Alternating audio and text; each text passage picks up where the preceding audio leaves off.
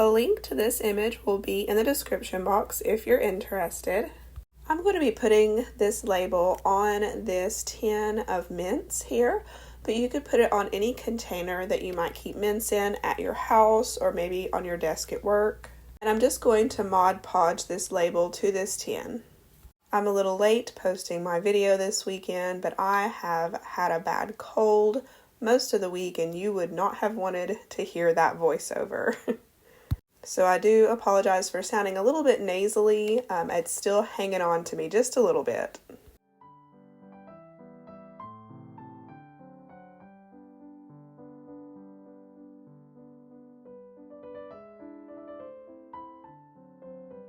After that Mod Podge set up, I did sand away the excess paper there around the edge, going in a downward motion. The red color around the edges of the lid looked okay, but there wasn't anything red in my label here, and so I am going to cover that red up with some English Ivy Green, and I did distress that label as well. When I went over with a top coat of Mod Podge, I did notice that my image went a little bit yellow, and I think what it is I didn't let this ink cure long enough. Whenever you print something, I printed this label on, it's sort of like cardstock, but it's called matte presentation paper, and you want to let your ink cure overnight is best, because even if it's dry to the touch, it might not be fully dry, it might not be cured yet. And so whenever you put that Mod Podge on it, it might streak the ink just a little bit. And I think that's what that yellowing is. But I like things that look older. And so the yellowing didn't bother me any.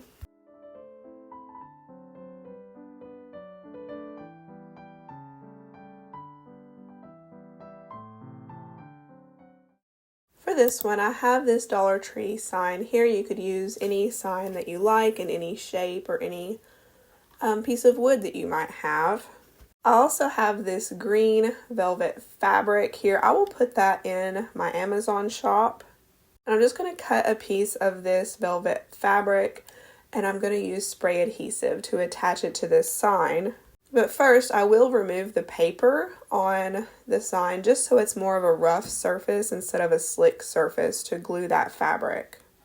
I have this frame from the Dollar Tree, and I'm going to remove the stand on it because I won't be needing that. And I want it to be able to lay up against this sign nice and flush. I go over that frame with a base coat of truffle, and then I go over that with gold leaf rub and buff.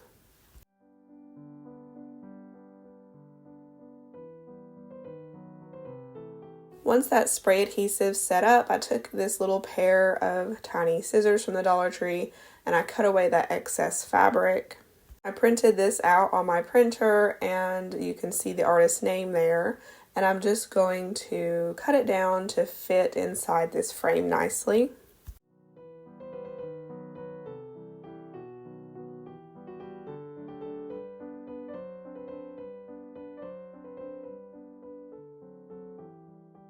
I put that little piece of chalkboard there back behind the print, and I was thinking, well, that's it. I'm going to close the tabs, and I forgot that I had the backing to put on there as well. I kept making mistakes this week. I think just being sick just sort of made me not think very clearly, so I kept messing things up while I was crafting. I have this rope trim from Walmart, and I'm going to give it the same paint job that I gave that frame.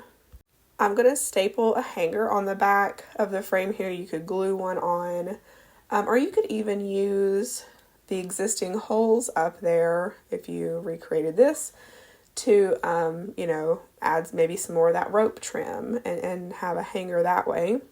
My hanger looked really wonky after I stapled it on there, so I had to test it, and it did allow me to hang it straight, even though that was a very crazy looking hanger that I made there. And I just hot glued that trim around the edge of the sign.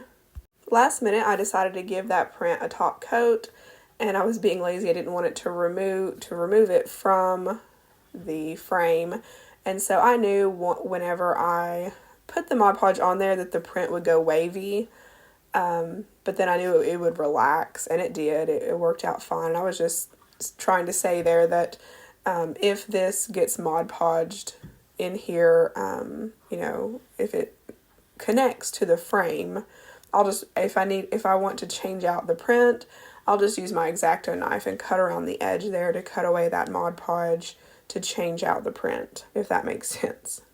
Now I wanted to be able to take this frame off of here and change out what was inside of the picture frame, and so I'm just going to use some of these Velcro dots here to attach this frame to the backing. This is very pretty in person. It looks black in the video and in the photos that I took of it, but in person you can see that it's green. It was difficult to get the camera to show green, but I did want to show you at the end of this where if you had it in a brighter room with plenty of lighting, it would show as green.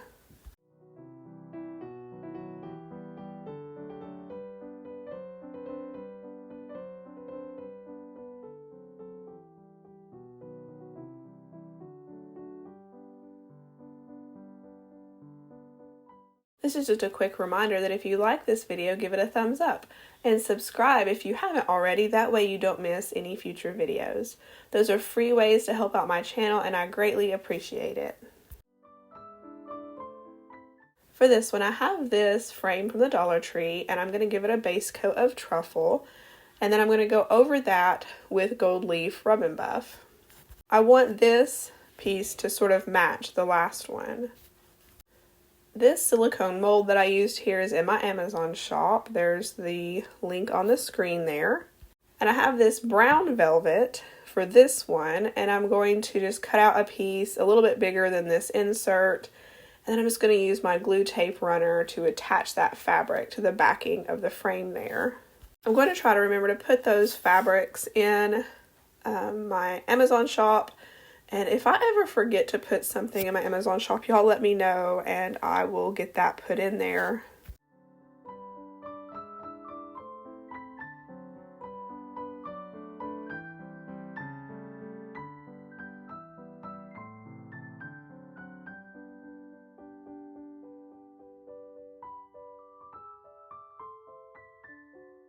The hot glue, molded hot glue here, I'm going to give it the same paint treatment as the frame. Now the way I'm doing this, I won't be able to switch out what's inside of this little frame, but you could of course just buy a smaller frame and put it inside the larger frame. But there's the artwork that I'm going to be using for this one, and I showed the artist's name there. I'm going to go ahead and put a top coat on this picture here, and that's going to curl up when it gets wet, but then it'll relax back down again. And because I let this, print sit overnight, and the last one as well, that I didn't have any streaking, with my inkjet printer there when I did the top coat. So you definitely want to let your ink cure. I took my glue tape runner, and I'm going to attach this little print just so it's not so thin to this chipboard here, this really thin cardboard, and then I will glue the print inside that little frame with some Beacon 3-in-1.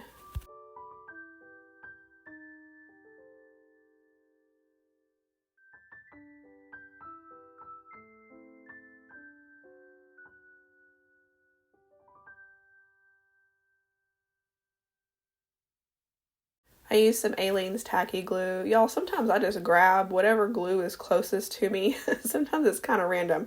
Sometimes there's reasoning. There's a rhyme and reason to which glue I use, and sometimes it's just whichever one I grab.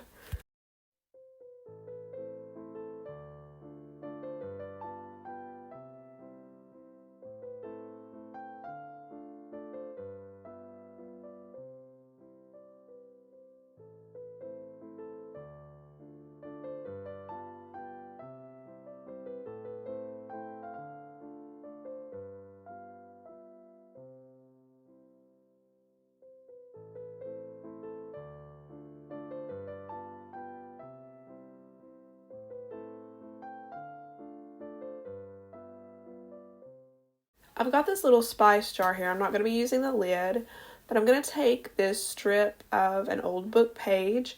I'm going to attach that to the spice jar. I'm just going to use my glue tape runner, and that held it on there pretty snug.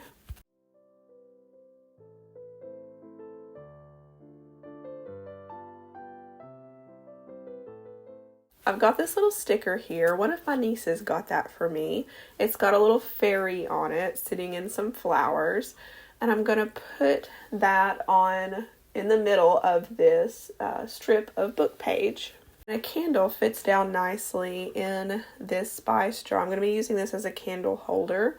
I wanted to add a little something else to it, and I have this trim that I bought off of Amazon, so that's in my Amazon shop, and I'm going to add that around the top. A whole set of these lined down the middle of a table would be really pretty. And to make it double-sided, you would just add another sticker on the back where those two pieces, where the piece of paper meets itself.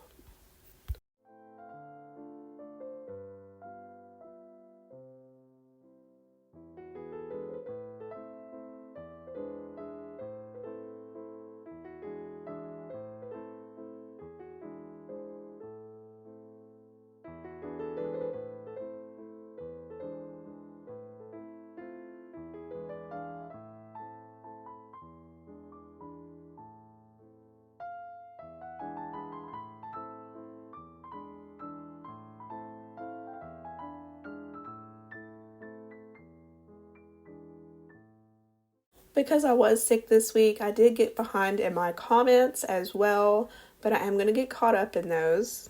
I do read all those, and I appreciate you guys watching. I appreciate you commenting and liking and all the things that you do to support my channel. I really appreciate it.